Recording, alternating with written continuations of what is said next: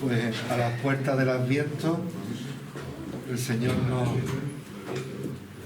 nos regala el poder esta noche también reflexionar y orar, iluminar nuestra vida con María en la Sagrada Escritura, de la mano de nuestro amigo y hermano Daniel, que siempre está disponible para compartir y para estar con nosotros. Pues nos encomendamos a la Santísima Virgen, que tengamos esa espera, que sepamos esperar, que sepamos también comprender y llevar los misterios de Dios, que nos abramos siempre a su voluntad y que seamos prontos como ella para servir y ayudar a las necesidades de los demás. Te saludamos, Madre. Dios te salve, María, llena eres de gracia, el Señor es contigo, bendita tú eres de todas las mujeres y bendito es el fruto de tu vientre, Jesús. Santa María, Madre de Dios, ruega por nosotros pecadores, ahora y en la hora de nuestra muerte. Amén. Virgen de la Paz, ruega por nosotros. Buenas noches a todos y bienvenidos a este ciclo de charlas formativas que organiza la Agrupación de Hermandades y Cofradías de Ronda. En primer lugar, agradecer la presencia hoy con nosotros de Daniel Ángel Arillo.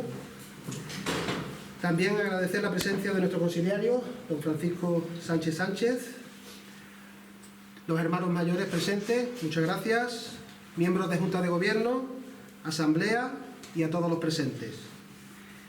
A continuación tomará la palabra nuestra vocal de formación, doña Lourdes Vadillo Román. Lourdes. Buenas tardes y bienvenidos a todos. Nos encontramos hoy para participar en una actividad formativa sobre la figura de la Virgen María en las Sagradas Escrituras, en el marco de la festividad de la Inmaculada Concepción. Para este acto contamos con la presencia de Daniel Ángel Arillo García, quien será el encargado de guiarnos en este encuentro. Dani Arillo nació en Ronda el 31 de agosto del 69 y a lo largo de su vida ha dedicado su tiempo y su energía en el servicio a los demás, tanto en el ámbito educativo como en el ámbito de la pastoral. Es licenciado en Filosofía y Teología por la Universidad de Granada y doctor en Psicología por la Universidad de Málaga. Desde hace 25 años se dedica a la labor de docente, siendo profesor de religión en varios institutos de nuestra localidad, acompañando a los adolescentes tanto en su labor académica como espiritual. Desde 1999 es profesor en la Escuela de Teología Don Manuel González, transmitiéndonos a todos los que estamos, por los que habéis estado en ella, la importancia de la fe y animándonos a vivir según los valores cristianos.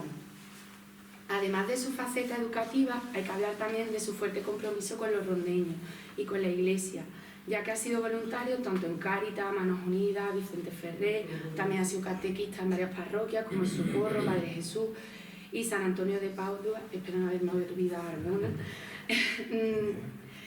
Dani ha sido una figura comprometida con el bienestar social de nuestra ciudad, desempeñándose como concejal del Ayuntamiento de Ronda, donde como presidente del Patronato Sociocultural y responsable de varias delegaciones ha trabajado para que la cultura y el bienestar social lleguen a todos los rincones de nuestra ciudad.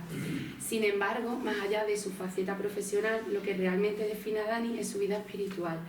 Su relación con Dios se refleja en su deseo de vivir la fe día a día, con una oración constante y un amor profundo a la Iglesia.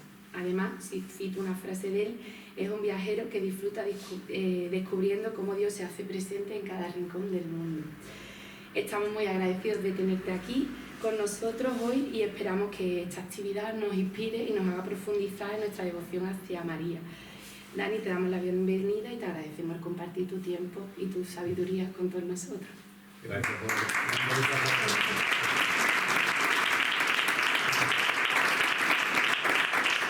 La verdad que cuando se está entre amigos y te hace una presentación así es un gustazo, ¿no? Se siente uno todavía mucho más cómodo y mucho más querido. Gracias, Lourdes. Y felicitaos porque yo creo que el camino de la formación es fundamental. Y el poder llevar la palabra a los demás nos va a ayudar a nosotros como cofrades y a los cristianos rondeños a conocer mejor a Dios y por lo tanto a seguir mejor su camino, ¿no?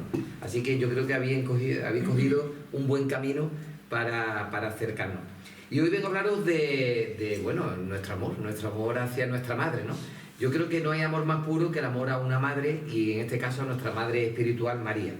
Y vengo a hablaros de María, cómo se habló de ella desde la Sagrada Escritura y voy a hacer un bagaje a lo largo de la historia hasta llegar al final de la Iglesia, el momento más actual, y terminaré con un santo que para mí es un gran santo, que es San Juan Pablo II.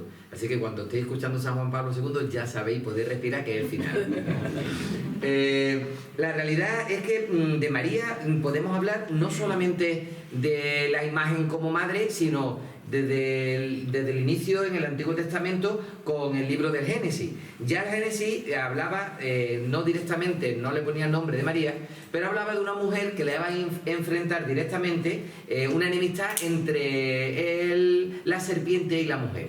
Bueno, pues esta mujer de la que nos habla el Génesis ya está prefigurando lo que será la Virgen María, donde ella estará al acecho para intentar acabar con su talón a la serpiente. Por eso, nuestra Virgen casi siempre tiene, nuestra Inmaculada, representada en la parte de abajo una serpiente donde la Virgen la está pisando. Que no es que la gente dice, oye, ¿por qué está la serpiente ahí? Porque María es la nueva Eva y con su pie ya viene el Génesis que nos está hablando cómo acabará con la serpiente. San Pablo en los Gálatas también hablaba de la descendencia. ¿Con qué la comparaba? Con la descendencia de Abraham. No olvidemos que los judíos comienzan desde Abraham hasta nuestros días y con María viene la gran descendencia. ¿Cuál es la descendencia de María? Jesús. Entonces hay una similitud también en Abraham. Nosotros estamos viendo cómo la profecía de esta mujer enemiga de la serpiente nos está abriendo a lo que será el futuro. Isaías nos lo explica muy bien cuando nos dice: he aquí una doncella que está encinta y va a dar a luz un hijo. Ya nos aparece doncella, por lo tanto un aspecto virginal que se nos va a repetir en muchos otros textos. Isaías nos está profetizando cómo María va a ser una virgen que va a dar a luz un hijo. Hoy en día nos parece a todos increíble. Yo siempre digo, Dios podía haberlo hecho de otra manera, pero quiso que fuera una virgen la madre de Jesús. Y si Dios quiso que fuera de esta manera, por algo sería. Que la gente lo quiere dudar, que lo duden. Pero si Dios ha hecho un mundo que es mucho más difícil, es más fácil entender que una mujer virgen fuera la madre del Mesías. A partir de ahí, que cada uno crea lo que quiere. Pero yo lo tengo clarísimo desde que uno empieza a leer a Isaías.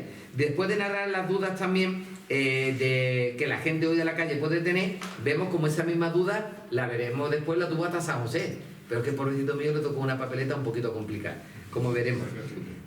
Miqueas también nos habla de la ciudad de Belén de Efrata, que es un pequeño pueblo, y él verá nacer al Señor de los Señores, verá cómo Israel se ponga a sus pies.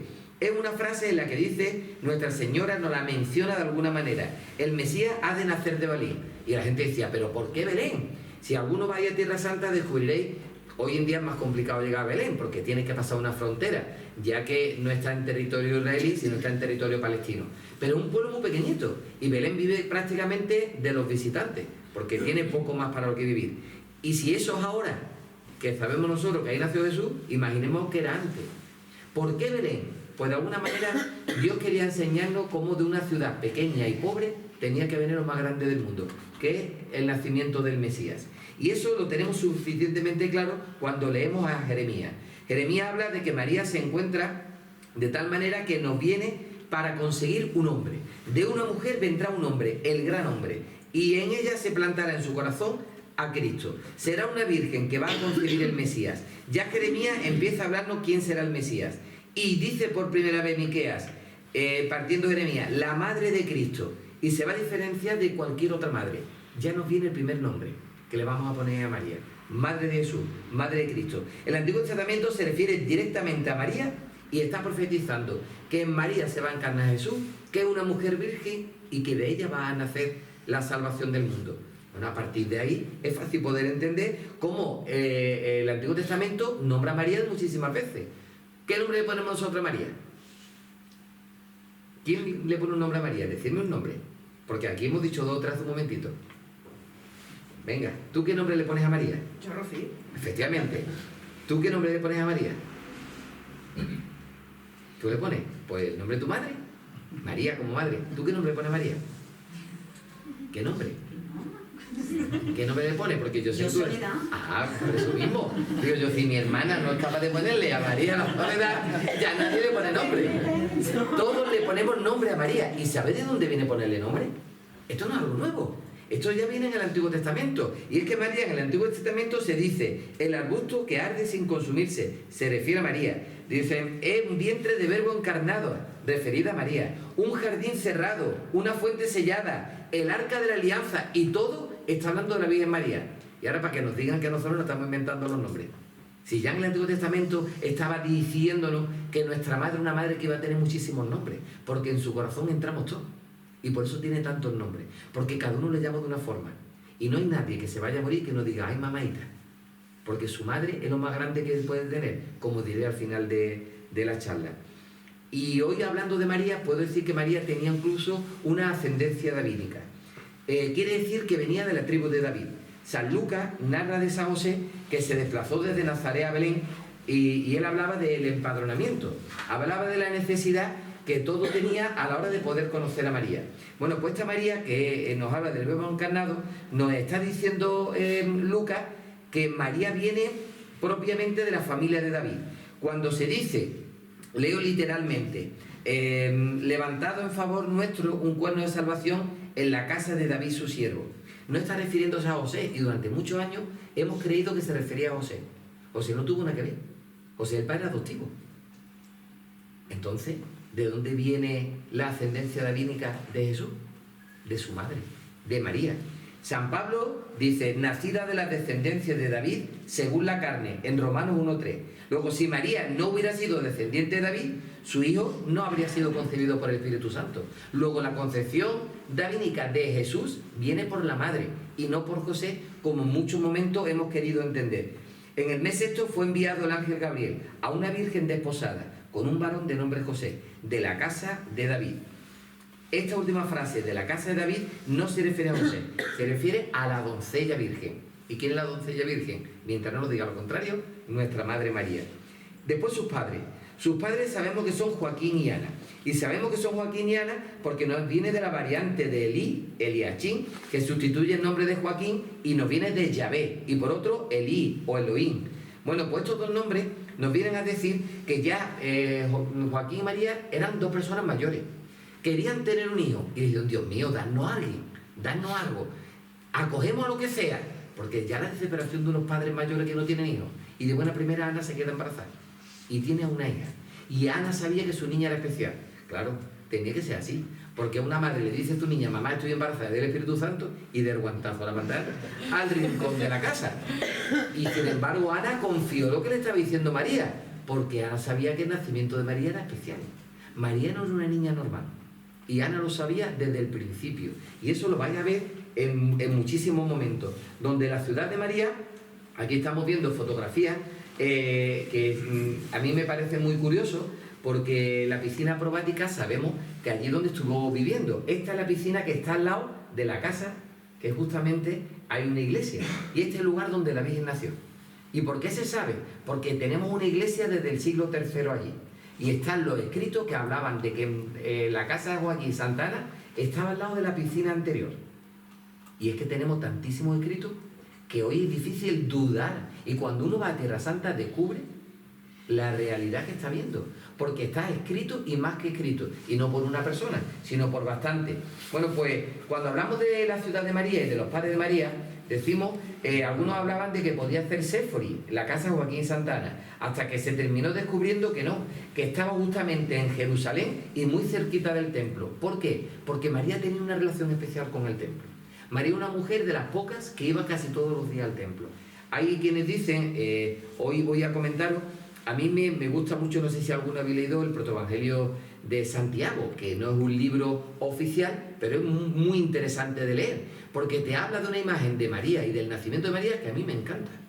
No está basado, la Iglesia no lo considera como palabras de Dios, pero sin embargo muchos textos que aparecen en este Protoevangelio la Iglesia lo coge, porque la tradición lo ha ido manteniendo, y de ahí viene la virginidad perpetua, de ahí viene que nació sin pecado concebida, y muchos detalles que vamos a ir comentando. Pues bien, María nace y nace sin pecado. Y nace sin pecado, ¿por qué? Porque Dios quería que ella fuera una mujer especial, porque en su seno tenía que nacer el Mesías y el Salvador, y por lo tanto tenía que ser alguien diferente. En este protoevangelio, que yo hablaba de Santiago, nos cuenta que María había hecho un voto en el que de castidad a Dios. Después lo romperá. ¿Por qué romperá ese voto? Porque le van a pedir que sea la madre del Mesías, y no tiene más remedio que ella ya casarse con José. Y lo rompe por ese mismo motivo. Ella es una mujer obediente a Dios. Pues si alguna vez he tenido oportunidad, leerlo, porque Santiago dice una cosa tan bonita de María, a mí por lo menos me lo parece. Y llega el momento de casarse con José. Y cuando dice casarse por José, hay una leyenda que a mí me parece preciosa. ¿Sabéis cómo representan a José? ¿Qué le ponen en la mano? ¿Lo recordáis? Una vara una flora de nardos, una vara de nardos que floreció. ¿Y sabéis por qué? Viene de una leyenda. Pusieron una serie de hombres, buscaron, bueno, vamos a buscar el que se va a casar con María, y vamos a buscar un hombre que sea un hombre de bien. Y para saber el que Dios iba a escoger, todos tenían una vara, y solamente floreció la de José. José no era un hombre joven, era un hombre mayor. Y María era una mujer muy joven. María tendría unos 12 añitos cuando se desposó, y se casó con 13 años. Entre 13 y 14 años fue María madre. Estamos hablando de una época donde yo ya probablemente estaría más para allá que para acá. Aquí ya vivimos mucho, pero en la época de eso no se vivía tanto.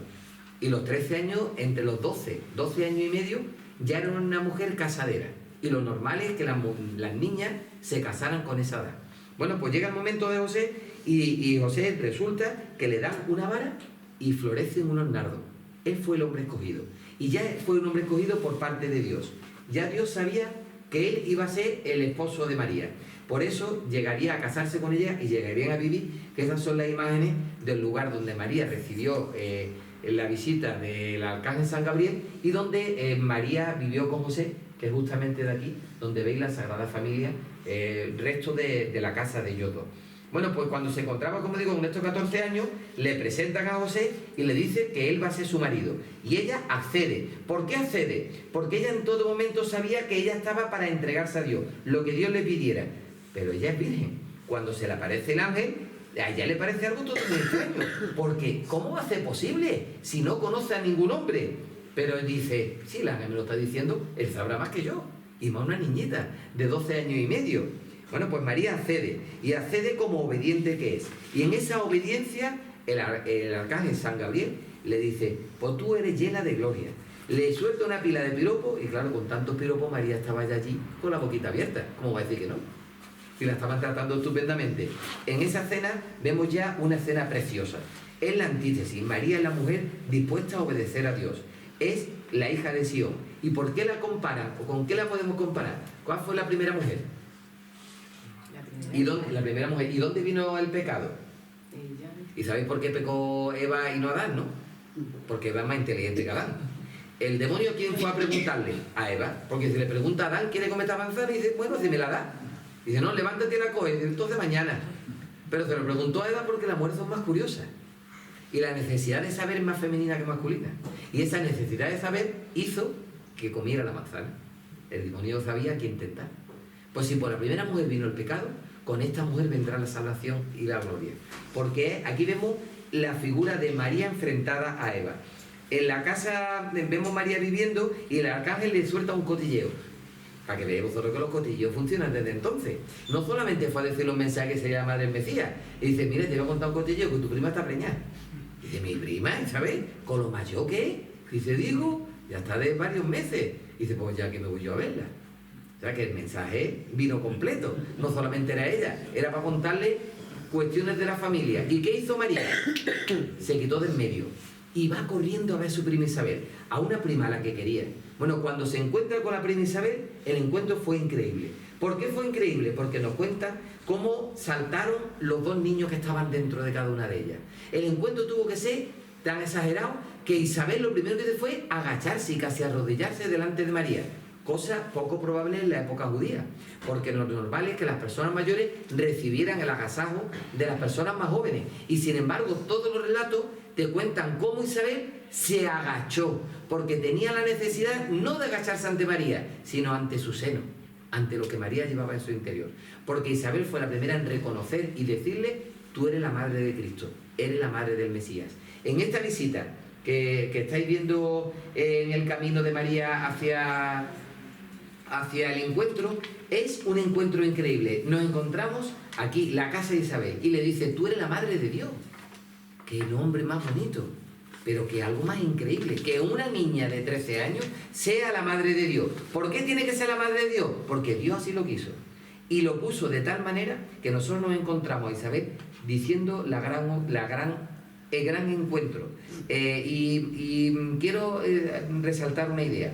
El camino que hace María hacia llegar a Incarí, donde vive Isabel, es el mismo camino del Arca de la Alianza. Alguna razón tiene también. Esa Arca de la Alianza hizo el mismo camino que María. ¿Qué es lo que viene a decirnos? En el Arca de la Alianza, que venían las tablas de la ley. En este mismo camino, ¿qué viene? El cumplimiento de la ley, que es Cristo.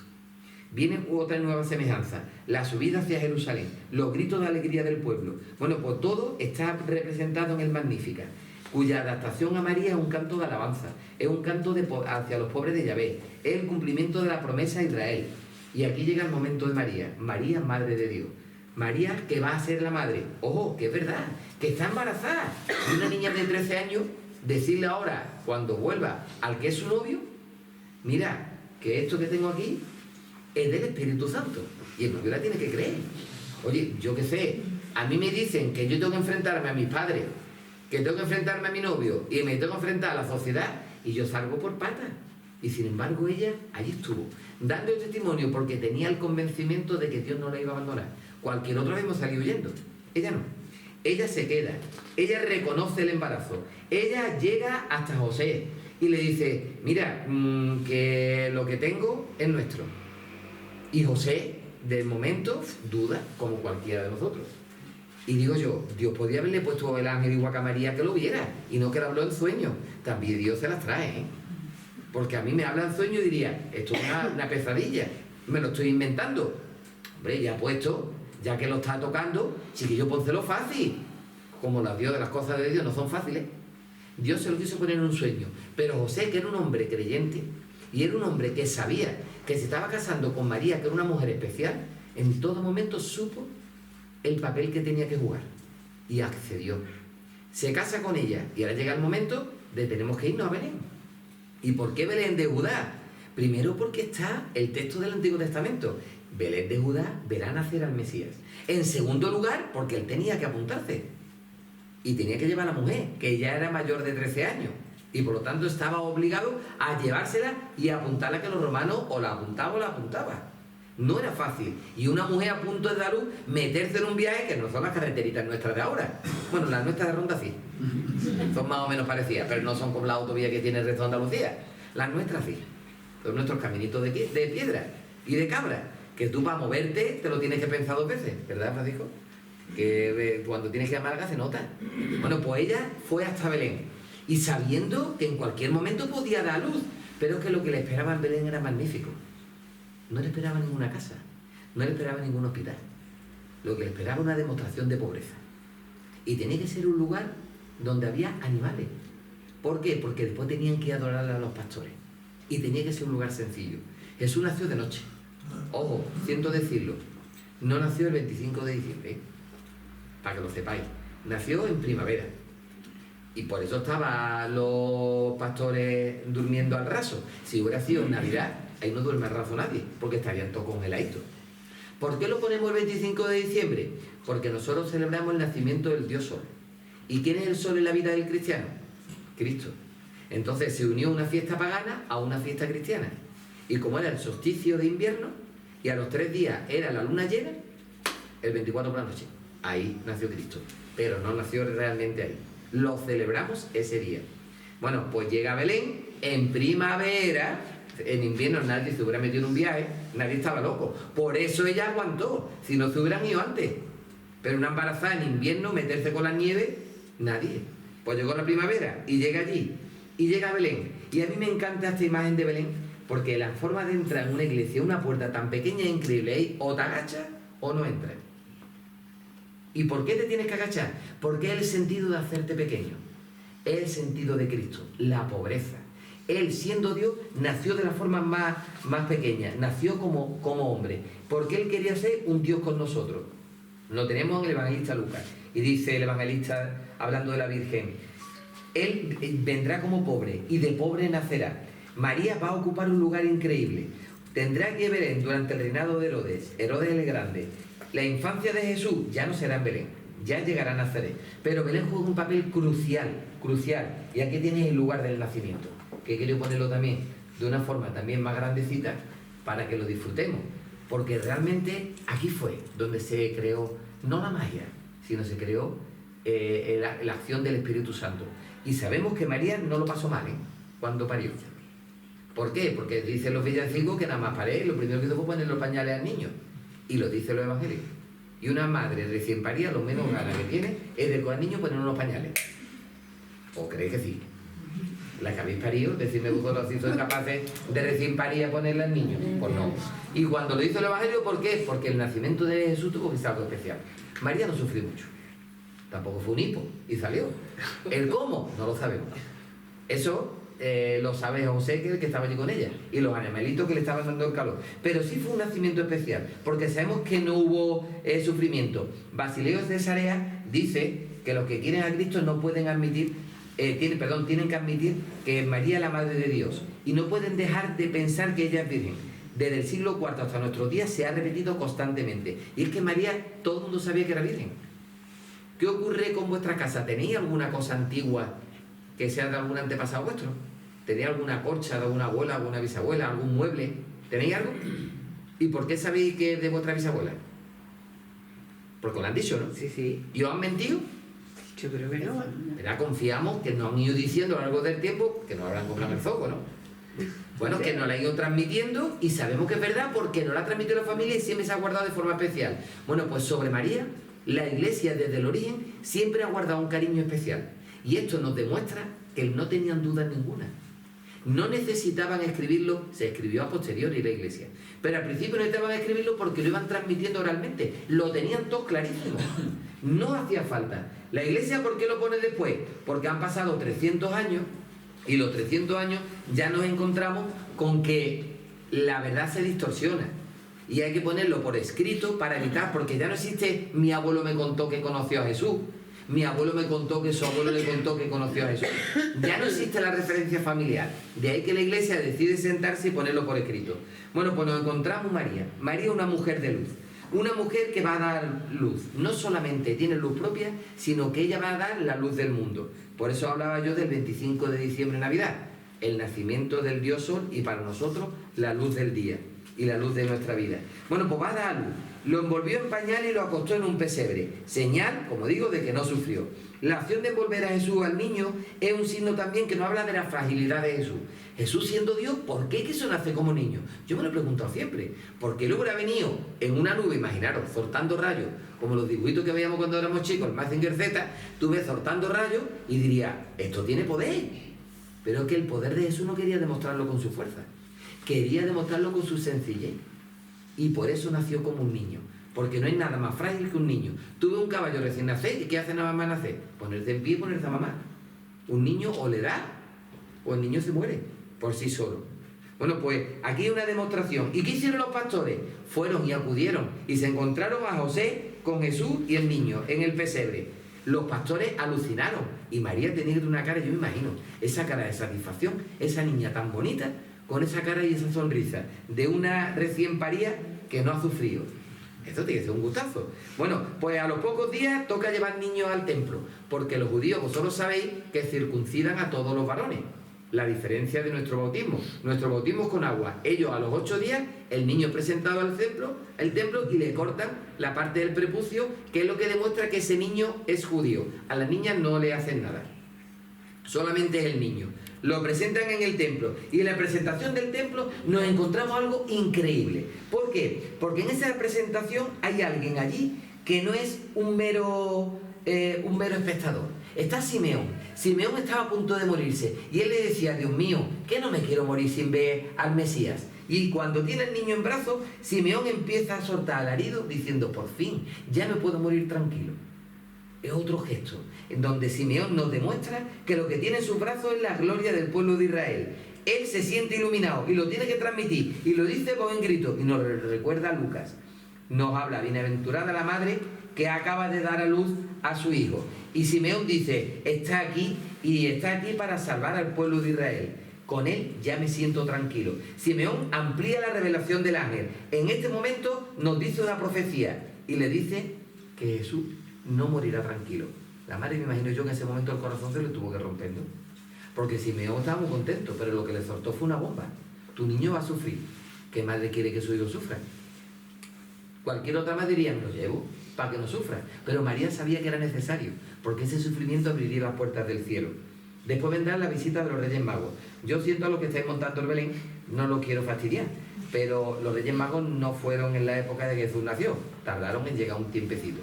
Eso no quiere decir que no lo pongáis en el Belén, vosotros seguís poniéndolo, porque quedan bonitos. Las criaturas no lo vamos a quitar, son personajes, ¿o no? Pero no llegaron nada más nacer Jesús. Jesús ya tendría unos cuantos mesecitos cuando llegaron los reyes, entre otras cosas porque el camino fue fácil, les costó trabajo llegar.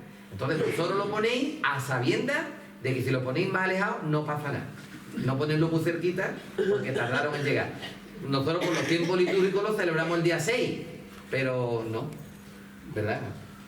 Bueno, pues lo ponéis pero alejadito, porque llegaron los Reyes Magos, adoraron a Jesús, no el día 6, aunque lo celebremos el día 6 porque hay que ponerle un día.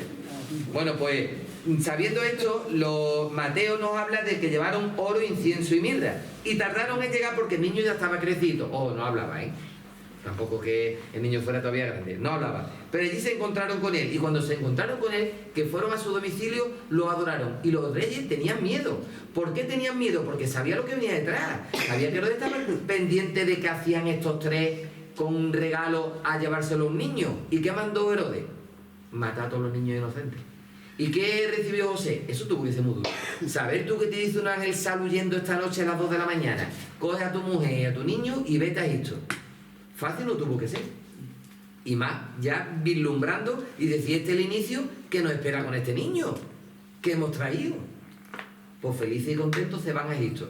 No se sabe bien dónde vivieron, aunque es verdad que en Egipto hay una iglesia que está construida sobre la cueva donde supuestamente vivieron José, María y el niño Jesús.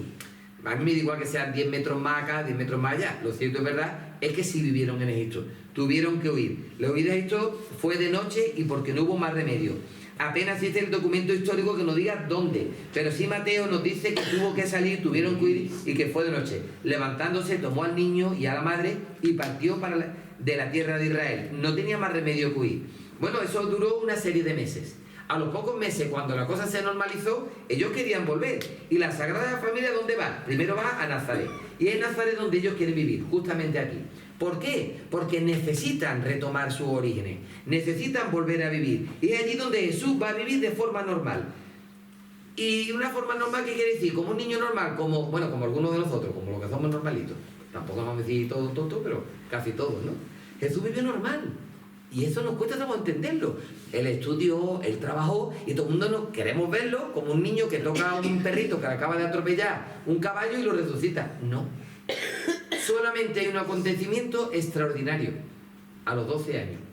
Curiosamente, a la misma edad que hoy los judíos, a los 13 años los judíos hacen una fiesta. Y en la fiesta judía, hoy es la demostración de que ese niño pasa de ser niño a ser adulto. Pues con esa misma edad Jesús fue al templo. De alguna manera estaba celebrando la fiesta judía, la presentación de Jesús en el templo. Lo habían presentado de chico, pero esta es una presentación como más oficial. Y estando en el templo, Jesús se quedaría ensimismado. Yo me imagino los niños hoy que lo pones tú con una maquinita y no hay niños. Pues Jesús llegó al templo y no hubo niño. Allí se quedó. El padre por un lado, la madre por otro, la costumbre judía. Los padres no viajan juntos. El padre en su camino, la madre con el suyo, y cuando quedan en el punto de encuentro, dice: el niño ha hecho buen viaje, y dice: ¿cómo el niño? ¿Pero el niño no lo llevabas tú? No lo llevabas tú. Imagínate el palo de esos padres. Han perdido al niño y al niño de Dios. Que no cualquier niño. dirían, lo que nos viene es menúa, porque es Jesús el que se había perdido. Y ellos habían perdido a su hijo, vuélvete a buscarlo. Y ellos se vuelven, y cuando vuelven a Jerusalén se lo encuentran. Y dice, hay un pasaje que a mí me parece muy bonito, ¿no? Cuando nos está recordando cómo Jesús estaba enseñando a todos los sacerdotes. Lo hallaron en el templo, sentado en medio de los doctores, oyéndole y preguntándole. Cuando sus padres le vieron, se maravillaron. Y le dijo su madre, hijo, ¿por qué nos has hecho esto así? Mira, madre, padre y yo estamos apenados, andamos buscándote. Y la respuesta de Jesús es magnífica. Yo estoy donde tengo que estar, en la casa de mi padre. Y es verdad. Pero es que para una madre, ¿qué es lo más importante? Tener al hijo en su regazo. ¿Qué tratamiento cuesta? Destetarse. Cuando tu niño se tiene que ir, es que te cuesta trabajo. Pero es que la madre tuvo que hacerlo. María tuvo que destetarse también y soltar niños. Y le costó la misma vida. Y más sabiendo que a partir de ese momento el niño empezaba a crecer y sabe Dios lo que le venía. Pues fue una mujer que confió. El resto de la juventud, como madre, pues todo lo entregaba en su corazón, como dice el pasaje del Evangelio. Y todo se lo entregaba al hijo. Y esto tiene sentido que lo voy a decir después. Hemos hablado de la virginidad de María y no quiero dejarlo. Porque hoy hay mucha gente que duda de la virginidad. Yo no. Yo tengo muy claro que Dios podía haber hecho que Cristo naciera de otra forma. Pero no quiso que naciera de otra forma. Quiso que naciera de una mujer virgen. La siempre virgen. ¿Y por qué no vamos a decirlo? Que aquí tenemos una pila de complejos, que parece que no podemos defender las verdades. Es que es muy difícil entender. Pues no te lo creas, si tú no quieres, allá tú. Yo lo tengo clarísimo. ¿Por qué lo tengo claro? Porque nos lo dicen todos los pasajes del Evangelio. María permaneció virgen cuando concibió, cuando dio a luz a su hijo, también después del nacimiento de Jesús. Y ante la gran pregunta, ¿por qué? Porque Dios quiso que así fuera. Y si Dios hizo el mundo, ¿qué es más difícil? No es más fácil hacer que una mujer se quede embarazada. Hoy en día es muy fácil. Hoy en día, con la fecundación in vitro, con una jeringuilla, te lo hacen en 2 segundos. ¿Y qué pasa? ¿Que Jesús no podía hacerlo en el Espíritu Santo? Cuando Él nos creó, pues claro que era más sencillo. Y quiso que fuera porque Él quería demostrar que con la virginidad de María, ya María era una mujer singular. Y cuando el pasaje que nos habla de los hermanos de Jesús, lo hemos estudiado hasta la saciedad, que se puede referir especialmente a todos los primos y primos hermanos que Jesús tenía. Porque José era un hombre mayor y tenía una gran familia. Y esa familia de José, que no de María, porque María era hija única, sí era la familia de Jesús y sí eran los hermanos de Jesús. Ah, eso no lo quiero creer. Pues Dios mío, libre eres. Pero en los pasajes se explica como lo estamos diciendo nosotros. Hay una perspectiva correcta, que es pensar que Dios quiso consagrar a María desde el mismo nacimiento. Por lo tanto, ni la virginidad de María tiene sentido sin la encarnación, ni la encarnación tendría sentido sin la virginidad. Por eso yo me atrevo a decir que María fue virgen y porque Dios quería que se encarnara en una mujer virgen, para que se cumpliera el precepto del Antiguo Testamento. Y fue una entrega de amor a la humanidad. Por eso María es la madre de Cristo y después será nuestra gran madre, la madre de todos nosotros. María será la Theotokos. El concilio de Éfeso así lo transmitió. La maternidad de María vendría para nosotros. Y es que María se ha preocupado por todo. Por eso yo siempre digo a mis alumnos, si queréis rezarle a Dios, empezad pidiéndoselo a María. Que María sabe cómo pedírselo al Padre. Es como cuando tú dices, mamá, yo quiero salir. Anda, convence a papá. Y es que las madres tienen esa mano izquierda que saben convencer. Y los hombres nos dejamos convencer con más facilidad. Pues María igual, es la gran convencedora, es la que sabe convencer, es la que sabe llevar el mensaje. Por eso, rezarle a María como madre, porque no hay nadie mejor que te quiera, que te entienda, como María siendo madre. Como digo, el Concilio de Trento nos la dibuja de tal manera que todos los teólogos afirman que María fue inmaculada, no por la perfección esencial de su naturaleza, sino por un privilegio divino especial. Más aún, los padres, al menos desde el siglo V, mantienen casi unánimemente que la bienaventurada Virgen nunca experimentó los impulsos de la concupiscencia. ¿Por qué? Porque Dios la tocó de forma especial y no tuvo otras necesidades. Y fijaros si se preocupaba, que la invitan a una boda y lo primero que está pendiente es que se está acabando el vino. Yo diría que también le gustaría brindar, porque si tú no brindas, tú no sabes que el vino no está. Si tú bebes agua, tú no te das cuenta de que no hay vino. Así que ella se tomaría su copita de vino, y yo diría, medio andaluza, seguro. Alguna sangre andaluza tú que tenía que tener. Y ella se puso a brindar y vio que había menos vino, y le digo, hijo, ponte a hacer algo. Y le digo, pero mamá, si no es mi momento, para que veáis el poder de una madre. Que Jesús, siendo Dios y diciéndole que no es mi momento, al final, ¿qué hizo? Lo que la madre le pidió. Es que con una madre no hay nada. Y al final convierte el agua en vino, porque la madre se lo pidió. No sería su momento para él, pero la madre sabía que era su momento. María ya se había dado cuenta. Y María le dijo, déjate de tontería, ponte. Y le dijo a los que estaban allí, mira, venid para acá, haced lo que él os diga. Mandando. Una mujer que sabía lo que tenía que hacer. O sea, como nuestras madres. Mandando desde el primer momento. Levantando la fe, diría, y todo el mundo obedeciendo. Pues María lo tuvo claro. Y en ese momento señalado para ella, le dijo lo que tenía que hacer y vemos el primer milagro del Hijo. Haced lo que él os diga. No hay una posibilidad mejor de explicar una petición. Y todo el mundo obedeció. Es tu hora. Hijo, es tu hora, que tú no la has visto, pero yo ya sí. Y es que la madre ven ante las cosas que los propios niños. Cuando un niño te viene a contar algo, tú ya lo sabes. Y no es que se adivina, es que tiene los ojos abiertos. Esa capacidad. Bueno, María, durante la vida apostólica de Jesús, ya pasa a un segundo plano. Ya no quiere ser la madre pejiguera que está metido en todos los salados. ¿Ella qué hace? Se aparta un poquito para que Jesús sea el que predique, Jesús sea el que se mueva y se haga él con sus seguidores. María juega un segundo plano. Ella ya no quiere estar delante. Y fíjate si juega un segundo plano, que cuando a Jesús le dicen, ¿está tu madre ahí? Dice, no, mi madre y mi hermano son todos los que están a mi alrededor. Porque Jesús tenía asumido que el papel de María ahora mismo era secundario. Ya vendrá después otra vez el papel de María. Pero en ese momento es un papel secundario. ¿Dónde vendrá el papel importante? En el peor de todos los momentos. Ningún padre está preparado para morir un hijo. Y yo creo que no hay dolor más desgarrador que ese. Y ojalá nunca tengamos que vivirlo.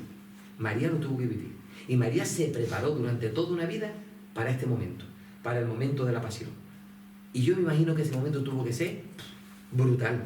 Porque tú estás viendo cómo a tu hijo, al que tanto quiere, lo han machacado, viene desgarrado, le han pegado latigazos y encima lo van a crucificar. Y tú estás allí, que no puedes hacer nada.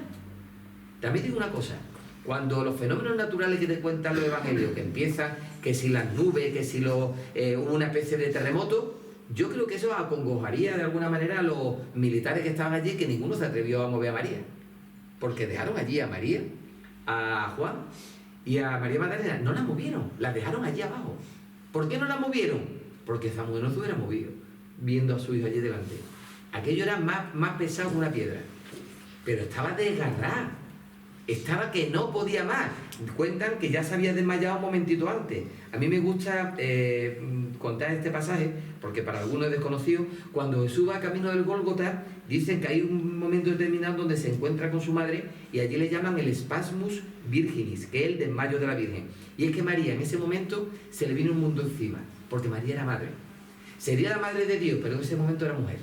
Se desmayó como mujer, recuperó la fuerza y después aguantó como la madre de Dios en la cruz. Pero tuvo una debilidad, se tuvo que caer. No podía aguantar ver a su hijo tirando de una cruz. Y ese rincón de Tierra Santa, del Spasmus Virginis, a mí me parece precioso, porque es una demostración de la humanidad de María. ¿Por qué? Porque tenía que ser débil. Había un momento donde no podría aguantar. Bueno, pues llega el momento del Gólgota, y el momento menos esperado por una madre que va a ver morir a su hijo. Ver cómo lo cuelgan, está allí junto a la cruz y no se separa, se oscurece el sol. Y hay muchos fenómenos naturales que hacen que ella lo viva con una mayor intensidad. Orígenes nos dice, la maternidad de María para todos los creyentes tiene sentido en este momento. Cristo vive en toda una gran perfección y nos va a regalar la perfección más grande de sus manos, a su madre. María, la madre de Cristo, será regalada y reclamada como madre de cada uno de nosotros. En ese momento Cristo no piensa en él. ¿En quién piensa? En su madre. ¿Y qué hace? Ubicar a la madre. Yo no la quiero dejar sola. No la quiero dejar sola, la voy a ubicar. ¿Y dónde la ubica? Con el discípulo amado. Porque teme que su madre le pueda pasar algo. Ya está tranquilo. Su madre ya tiene un hijo que la va a acoger. No ha regalado a su madre, a todos nosotros. Ya puede morir tranquilo. Hasta ese momento Jesús no quería dejar este mundo. Y es en ese momento cuando dice, ya puedo descansar. Porque mi madre está ubicadita. Y aquí viene la gran doctrina, por lo tanto, de maternidad espiritual de María, que es la antítesis a Eva. Eva es nuestra madre natural, de la que viene el origen de la vida natural. Bueno, pues María en este momento es la madre espiritual, ya que es el origen de nuestra vida espiritual, porque es en la cruz donde va a nacer nuestro sentido de salvación. Y en ese momento el Verbo encarnado, la cabeza del cuerpo místico, cuyos miembros somos nosotros, se sella en la maternidad de María. María y las santas mujeres serán las que están delante, y a partir de ese momento podemos decirle a nuestra Madre María, mamá, como Jesús le decía. Y María ya a partir de aquí juega un papel fundamental. En la resurrección no deja a ninguno de los apóstoles solo. Ella con todo ello. Pero ojo, sabiendo que juega un papel secundario, el primero lo tiene Pedro, porque Jesús así lo ha querido. No es lógico que María participara del sufrimiento de Cristo si no participara de la resurrección. María había recibido la visita del Espíritu Santo con la casa de San Gabriel, pero ahora tiene que recibir también el Espíritu Santo. Y lo recibe de una forma especial con todos, porque Dios no hace distinción con su madre, con María. No hace, ella participa de la recepción. ¿Qué día nace la iglesia? Justamente esto, Pentecostés. Cuando llegue Pentecostés puedes decir a la iglesia, señores, nos felicitamos, que es el día de nuestro nacimiento. Nacemos como iglesia. A partir de este momento vemos a María, la podemos descubrir en los Hechos de los Apóstoles y en el Apocalipsis. Podemos... Hombre, yo tenía que poner a la mía. Por supuesto, aquí se tiene que notar. Y no he puesto a la mía porque la tengo aquí delante, que si no, me la pongo. Nos encontramos en el lugar donde María recibió el Espíritu Santo. Cuando tú entras en el lugar de la última cena, y es el lugar donde la recepción del Espíritu Santo, el cenáculo, os voy a decir una cosa, no es solo el silencio, los vellos se ponen a 3/4. Y tú tienes un hormigueo en el cuerpo que dice, aquí tuvo que haber algo, porque tu cuerpo te lo está diciendo. Y es que tu cuerpo te lo dice, os lo digo de verdad. Y es un sentido físico. Yo recomiendo, cuando las cosas se arreglen, si tenéis la oportunidad de ir a Tierra Santa, porque la vivencia de Cristo, de lo que yo estoy contando, es mucho más intensa cuando estás pisando esa tierra. Y cuando estás justo aquí dentro, te das cuenta lo que tuvo que ser Pentecostés. Y cómo María con ello fumó un papel crucial, importantísimo. Y los Hechos de los Apóstoles nos lo dicen. Y dicen, después de la ascensión de Cristo a los cielos, los apóstoles subieron al piso alto. Y todo esto perseveraban unánimes en la oración con algunas mujeres, con María, la madre de Jesús, y con los hermanos de este. En todo momento nos están diciendo el papel tan importante que María tiene. El Espíritu Santo desciende sobre María de forma especial, primero en la encarnación y ahora nuevamente, porque María es la imagen de la iglesia que están haciendo. María es el prototipo de la iglesia, María es la fuerza, una fuerza que hace cumplir todos los deberes, una iglesia naciente que nos dice que nosotros desde este momento somos los hijos espirituales de María. María es el vínculo entre la economía antigua y la economía nueva, entre el Antiguo Testamento y la referencia al Nuevo. María es ahora la madre de todos nosotros y por eso tiene que acompañar a los apóstoles. Los apóstoles son los importantes, son los descendientes y de allí los obispos, pero María juega un papel que ninguno puede jugar. Es la madre, el paradigma del resurgimiento de Cristo, hasta el punto que podemos decir... Allí dijeron una frase, Lucas dice, dichoso el seno que te llevó y los pechos que te criaron. Nosotros le hemos dicho, viva la madre que te parió. Pero es lo mismo, es lo mismo. En ese momento, ese reconocimiento de María es el que nosotros decimos cuando los piropos se le dicen a nuestras vírgenes, cuando salen a la calle, y es que es un piropo real, como el que se hicieron los apóstoles, que ahí dicen, uy, están piropeando a María. Igual que los apóstoles la piropearon, si no hacemos nada que no habían hecho antes. Lo que pasa es que lo hacemos con nuestro lenguaje y con nuestra gracia. Si podemos le cantamos una sevillana, o le cantamos una salve, o le cantamos en pasión, que no habrá cosa más bonita que una saeta, que es la forma más bonita de expresar el amor hacia nuestra madre. Y el libro del Apocalipsis nos lo va recordando en diferentes momentos. En este libro nosotros vamos a ver de una forma, explicar ya lo que sería un género apocalíptico. Esto hemos visto la recepción que antes yo mencionaba. Y en este género apocalíptico vemos a una mujer que te la menciona llena de una corona de estrellas. Por eso nuestra Virgen tiene una corona de estrellas, porque nos viene el pasaje en el Apocalipsis, nos viene que de ella venían y salían una serie de rayos, vislumbra en el momento el papel que María está jugando, te dice también la relación estrecha entre la serpiente y María. El Apocalipsis es un recuerdo constante de lo que hemos estado viendo durante todo el Antiguo y el Nuevo Testamento. Es como una especie de resumen. Y estas 12 estrellas, estando encinta, que fijáis cómo se les representa el estar encinta con la cinta en la cintura. Y nos está hablando de los dolores de parto, de la ansia por poder parir y poder dar a su hijo al mundo. Bueno, pues parió un varón y lo dio todo. A partir de este momento el Apocalipsis nos está diciendo el papel tan importante que va a tener María. Y María de la cinta, que también es una imagen nuestra aquí en España y que se le da mucho a las embarazadas. La cinta para tener un buen parto. De aquí sale. Esta imagen de María nos está ayudando el Apocalipsis a entender que verdaderamente María es la nueva Eva, la mujer que ha permitido que la salvación venga de ella. Si de la primera vino el pecado, de la segunda vendrá la salvación. Y esta Virgen con el niño, no una simple idea moderna, sino al contrario, es una gran representación. Una representación que la vamos a ver en muchos momentos. ¿Por qué? Porque veremos cómo María no se va a quedar ya con los apóstoles. María tiene que salir viajando. ¿Y dónde se va de viaje? ¿A quién tiene que acompañar? A Juan. Juan el Bautista. ¿Sí? ¿Está muerto? ¿Qué es Juan?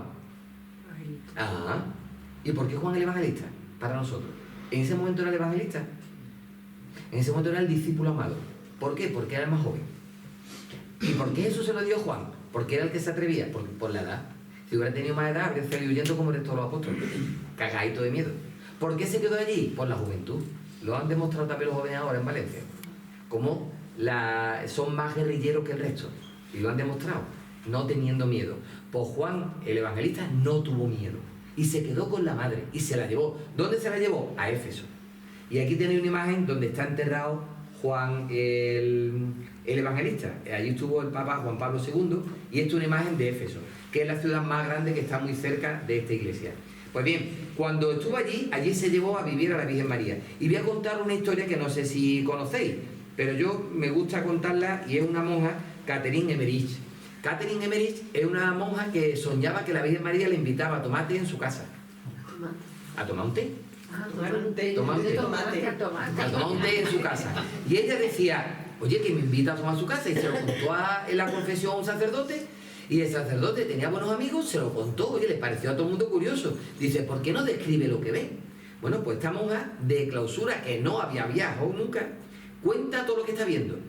Y coincide que lo que está viendo son unas montañas al lado de Éfeso. Bueno, pues ya cuenta el relato. El sacerdote que busca a una gente dispuesta a dar dinero, dice, oye, vamos a buscar esa casa, a ver si es verdad.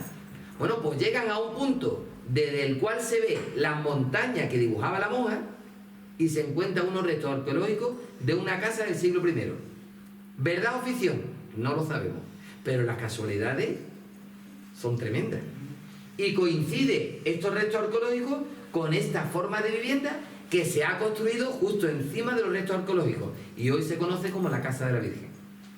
Yo he estado varias veces allí. La primera vez que la visité fue un día 15 de agosto. Para mí increíble.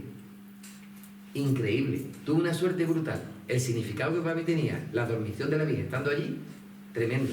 Tremendo. Y que tú vas allí, una casa tan sencilla, bueno, que puede ser una leyenda, una ficción, pero para mí esas casualidades Dios escribe derecho al renglones torcidos. Y si Dios te cuenta a una mujer metida en la clausura que tiene unos sueños y los sueños se cumplen con una casa, hijo mío, para mí es como decir 2 más 2 son 4 y si lo son 1 más 5. Aunque hoy en día no es 5 ya. Hoy en día viene cualquier otro, dice que es 7 y te lo tienes que creer, ¿no? Bueno, pero para mí es fácil creerlo, es fácil. Yo lo pongo ahí, porque me parece una historia muy bonita. Hay quienes dicen que María vivió mucho tiempo en Éfeso y otros que dicen que tampoco lo tienen muy claro, porque cuando te hablan los primeros escritos sobre que María vivió en Éfeso, se puede estar refiriendo a una iglesia que había a María y otra iglesia que había a Juan el Evangelista, y por lo tanto no tendría por qué vivir los dos allí. Las dos corrientes están dentro de la iglesia, pero la más defendida hoy por la iglesia es el paso de María por Éfeso. Bueno, pues María tuvo esta actitud con estos primeros cristianos. Ella viajaba con Juan y iría donde Juan le iba encomendando. ¿Por qué? Porque necesitaba moverse. Juan no era alguien que se quedara quieto. Intentaba llevar a la Virgen a todas las partes donde él iba. ¿Y qué hicieron? Pues irían a Roma y se encontrarían probablemente en el concilio de... Perdón, a Roma no, a Jerusalén. Y se encontrarían en el concilio de Jerusalén, que fue una discusión gorda. ¿Y sabéis por qué discutían? Discutían qué hacemos. ¿Nos convertimos a lo que Jesús nos ha dicho o mantenemos las costumbres judías? Y no era fácil, porque ellos habían crecido en las costumbres judías y de buena primera, es decir, los judíos ya no valen y vamos a hacer lo nuevo. Yo me imagino que no tuvo que ser fácil, porque tenían que romper los esquemas. Y María les ayudaría a decir, no, Cristo abrió un nuevo mundo, un camino nuevo. Y ayudaría a ese Pedro cabezón a darse cuenta de que el camino comenzaba con abrir la fe al mundo entero. Que a Pedro le costó, que hasta que Pedro lo vio bajar el Espíritu Santo a unos romanos, no tenía tan claro que la fe llegaría a todos los cristianos. Ahí ya se dio cuenta de que era para todos. Bueno, pues María, como digo, viaja con Juan Juan no la deja en ningún momento y ya no sabemos bien dónde dormiría o dónde moriría María. Lo que sí sabemos es que de María hay escrito desde el siglo III hasta nuestros días. Hablan de ella, hay cuadros y pinturas sobre ella que ahora voy a poneros. Aquí estáis viendo algunas frases que nos hablan de los teólogos que nos hablaban constantemente de la Virgen María. E incluso San Agustín decía que María es desconocida para nosotros, no obstante, hay pinturas de ella desde el siglo II. ¿Y esto qué quiere decir? Que ya en el siglo II nos encontramos con frescos que nos hablan de la Virgen María. Frescos que están dibujándose María. Tú dices, ¿y esto cómo es posible? Pues es posible. ¿Y por qué lo sabemos? Porque aquí quiero poneros un fresco para que veáis este dibujo. Este dibujo está en el siglo II, concretamente en las catacumbas de Priscila. Y aquí tenemos a María con el niño y un profeta al lado. Bueno, pues si en el siglo II pintaban a María es porque María jugaba un papel importante. Si no, no habría aparecido en ningún lado. Que te dirán que no, que te digan lo que quieran. Yo defiendo la postura contraria. Y la Iglesia está hablando de ella hasta nuestros días. Y en conclusión, puedo decir que nadie puede sospechar que existiera una idolatría, sino al contrario. La gente quería a María por ser la Madre de Dios y por ser la Madre de cada uno de nosotros. No podemos afirmar que la veneración de todos ellos fuera totalmente limpia, pero sí puedo deciros que cuando tú pintas a María en el lugar donde tú vas a morir, es porque tú quieres que María te acompañe. Y si tú quieres que María te acompañe, es porque tú quieres que tu madre te acompañe. Si no, no lo hubieras tenido allí. María forma parte del ideario de todos los cristianos como abogada de cada uno de nosotros. Y por eso la gente se encomendaba a María. Y ya culmino de esta manera, de forma muy sencilla, en unas palabras de San Juan Pablo II. San Juan Pablo II, que para mí ha sido de los santos más grandes que hemos tenido, llegó a tener un hallazgo que hoy se ha descubierto. Bueno, recientemente ha habido un hallazgo en la biología molecular. Y hay un escrito, concretamente en el último número de La Antorcha, que nos habla de la relación de Jesús y María. Y a mí me ha parecido muy curioso. La psicología ha demostrado que existe un vínculo muy grande, materno-filial. Yo soy padre y yo puedo querer muchísimo a mi hijo, pero como yo quiero a mi hijo no es igual como lo quiere mi mujer a mis niños. ¿Por qué? Porque el vínculo de haberlo tenido 9 meses y medio dentro no es el mismo vínculo que yo, que lo cogí una vez que salió fuera. El vínculo de una madre es incomparable. Y ya en la época de Jesús lo puedo decir, hasta el punto de que la unión no es solamente espiritual, la unión no es solamente emocional, sino que la unión es desde una biología molecular. Bueno, pues se ha descubierto en las últimas décadas en un proceso de lo voy a leer porque si no me va a decir que esta palabrota yo no me la puedo inventar. Microquimerismo. ¿Esto qué es? Materno-fetal, o lo que es lo mismo, la presencia de pequeños números de células que la madre tiene y están en el hijo y se intercambian antes del parto. Esa unión de la madre con el hijo, hay microcélulas de la madre dentro del hijo y del hijo dentro de la madre. A nosotros como cristianos esto nos ayuda muchísimo para poder entender cómo María está asunta al cielo, por qué María jugó un papel tan importante en la Iglesia.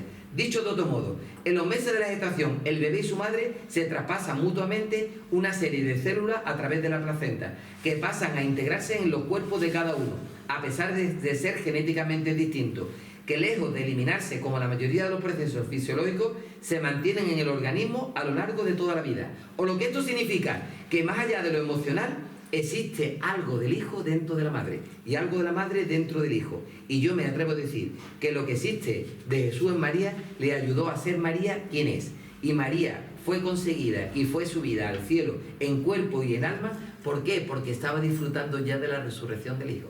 Y así es más fácil entender que María subió al cielo. ¿Por qué? Porque parte de sus células ya estaban resucitadas y tenía que irse donde en la unión que tenía con el hijo, al cielo. Y yo por eso digo, si Jesús se llevó a su madre en cuerpo y alma al cielo, el día que yo me vaya, yo estoy convencido que es la primera que voy a ver en el cielo a mi madre. ¿Por qué? Porque si Jesús se llevó a la suya para disfrutar de ella, ¿no va a querer que yo disfrute de la mía? Yo estoy convencidísimo de que sí. Por eso, en esa unión, yo me atrevo a decir, y Juan Pablo II lo advirtió, y leo las palabras de San Juan Pablo II, cuando dijo, en la Iglesia de Eucaristía del 2003, sus palabras fueron: María concibió la anunciación al Hijo Divino, incluso en la realidad física de su cuerpo y su sangre, anticipando en sí lo que en cierta medida se realiza sacramentalmente en todo creyente que recibe, en la especie de pan y divino. en el cuerpo y la sangre del Señor. O lo que es lo mismo, aquel cuerpo entregado como sacrificio y presente en los signos sacramentales era el mismo cuerpo concebido en su seno. Recibir la Eucaristía debía significar para María como si acogiera de nuevo en su seno al corazón que había latido al unísono con el suyo y revivir lo que había experimentado en primera persona al pie de la cruz. María está presente en la Iglesia como Madre de la Iglesia en todas nuestras celebraciones eucarísticas. Así como Iglesia y Eucaristía son un binomio inseparable, lo mismo se puede decir el binomio entre María y Eucaristía. Por eso puedo decir que hablar de María es hablar de la Eucaristía, que es hablar de Cristo. María es el camino más corto para llegar al cielo, para llegar a Cristo, y el rosario el modo más sencillo de amar a María. Por eso el ángel del Señor anunció a María y concibió por obra de gracia. Dios te salve María, llena eres de gracia, el Señor es contigo. Bendita tú eres entre todas las mujeres y bendito sea el fruto de tu vientre Jesús. Santa María, Madre de Dios, ruega por nosotros pecadores, ahora y en la hora de nuestra muerte. Amén. He aquí la esclava del Señor, hágase según tu palabra. Dios te salve María, llena eres de gracia, el Señor es contigo. Bendita tú eres entre todas las mujeres, y bendito es el fruto de tu vientre Jesús. Santa María, Madre de Dios, ruega por nosotros pecadores, ahora y en la hora de nuestra muerte. Amén. Y el Verbo se hizo carne. Dios te salve María, llena eres de gracia, el Señor está contigo. Bendita tú eres entre todas las mujeres, y bendito es el fruto de tu vientre Jesús. Santa María, Madre de Dios, ruega por nosotros pecadores, ahora y en la hora de nuestra muerte. Amén. Ruega por nosotros, Santa Madre de Dios, Para que seamos dignos de alcanzar la promesa de nuestro Señor Jesucristo. infunde, Señor, tu gracia en nuestros corazones, para que cuantos hemos conocido por el anuncio del ángel la encarnación de tu Jesucristo, por su pasión y por su cruz, lleguemos a la gloria de la resurrección. Y quiero decir una cosa, creer realmente y sinceramente que con María llegamos a Cristo. Amemos a María. Por Jesucristo nuestro Señor. Amén. Gracias.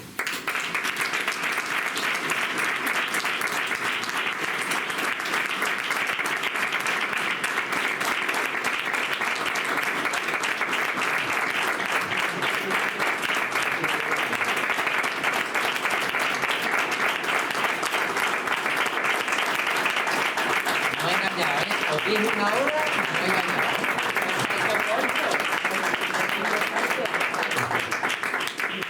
Bueno, pues ahora Bueno, yo a querer. Me gustaría agradecer en nombre de la agrupación de hermandades y cofradías de la Hermandad de Ronda tu presencia ahí con nosotros, Dani. Es un verdadero placer escucharte, la pasión con la que hablas, la pasión con la que transmites y cómo la compartes, y así nos enriquecemos nosotros. Con una mejor comprensión y entendimiento sobre la Madre de Jesucristo y Madre nuestra, tan presente hoy en nuestras vidas y sobre todo tan importante en este tiempo en el cual vamos a entrar este próximo domingo, 1 de Adviento.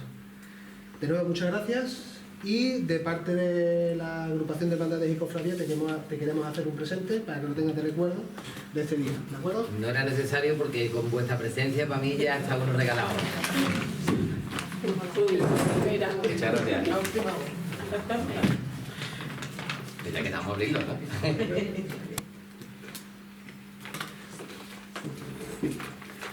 Yo no soy de rompebolsa, pero hoy va a tener que ser. Sí,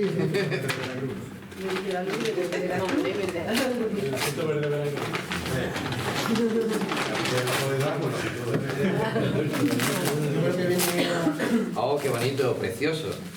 Precioso, precioso. Yo no lo he visto. Es que no quiero romperlo para que no se me vaya a caer. ¿Te ayudo? ¿La han puesto tantos pisos? Sí, porque yo le dije que viajaba. Ah, ya está, ya está. Ahora. Mira qué bonito.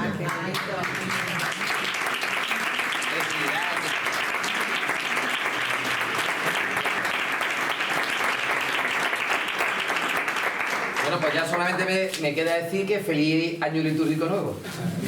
Pues muchísimas gracias a todos y nada, nos vemos en la siguiente. Gracias por venir.